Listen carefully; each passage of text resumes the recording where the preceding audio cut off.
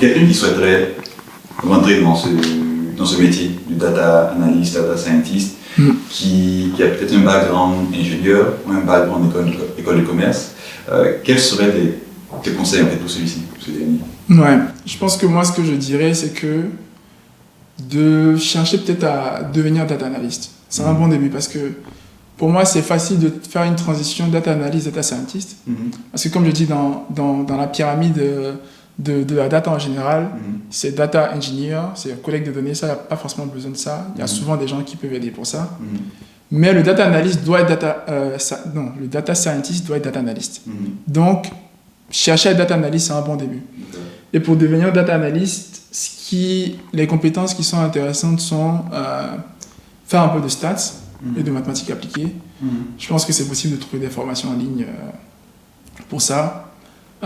Sur Coursera, ou je sais pas, il y a souvent le MIT qui met des cours en ligne gratuits pour donner un peu de l'intuition aux gens sur sur les différents éléments qui rentrent sur les maths appliquées, sur les stats souvent, donc ça peut être de bonnes ressources à regarder. Et aussi aller sur des plateformes qui offrent des formations de data science en général, mais qui offrent aussi des trucs pour devenir data analyst. Et donc là-bas, on pourra apprendre des trucs en informatique, quoi. Comment coder, comment faire des visualisations, comment faire du reporting avec différents outils. Et donc je pense que commencer par le fait de vouloir être data analyst. Et ensuite, en étant data analyst, on va préparer les données peut-être pour un data scientist. Et donc, au fur et à mesure, avec de l'expérience, je pense qu'on pourra faire peut-être une transition pour potentiellement devenir data scientist. Ouais. Du coup, ce serait quoi la constitution d'une équipe de data scientist, on va dire, sur un projet? Supposons si c'est un gros projet. Sur un gros projet, tu auras... C'est une constitution classique. Non, tu auras peut-être 2 data scientists, tu auras des data engineers, tu auras des ingénieurs. Donc le rôle du data engineer, comme on a dit, c'est récupérer la donnée. Le data scientist va peut-être développer des modèles. L'ingénieur va essayer de mettre ça en production pour que quand de nouvelles données arrivent, on puisse utiliser le modèle qui a été développé pour faire des prédictions. Donc je pense que c'est surtout ça. Un data scientist, il ne vit pas seul la plupart du temps. C'est pas comme un ingénieur qui travaille sur un truc spécifique. Un data scientist, il répond à des besoins produits, des besoins du métier. Si on a beaucoup de données, s'il n'y a pas de questions, il n'a rien à faire. Tu vois, peut-être un data analyst, il peut faire des reporting. Donc en soi, s'il n'y a rien à faire, peut-être que le data scientist va faire ça également. Mais ce n'est pas son rôle principal. Son rôle principal, c'est on a un problème. On a besoin d'extraire des données pour pouvoir répondre à cette problématique-là. Comment j'extrais, comment j'analyse et comment je développe un modèle pour pouvoir répondre à cette question-là. Ok, donc est-ce que tu peux me dire quelles sont les choses qui te plaisent dans ton métier au jour le jour? Ok.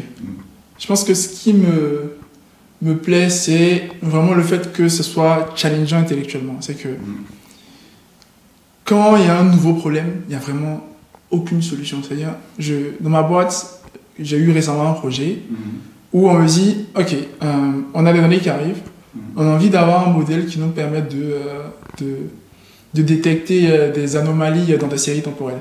Donc, on a des données de vente. S'il y a par exemple une soudaine baisse, est-ce qu'on peut avoir un modèle qui permet de détecter ça? Prenons cet exemple-là. C'est pas forcément ça, mais pour faire l'illustration. Du coup, moi, on me donne ce problème-là et ça s'arrête là.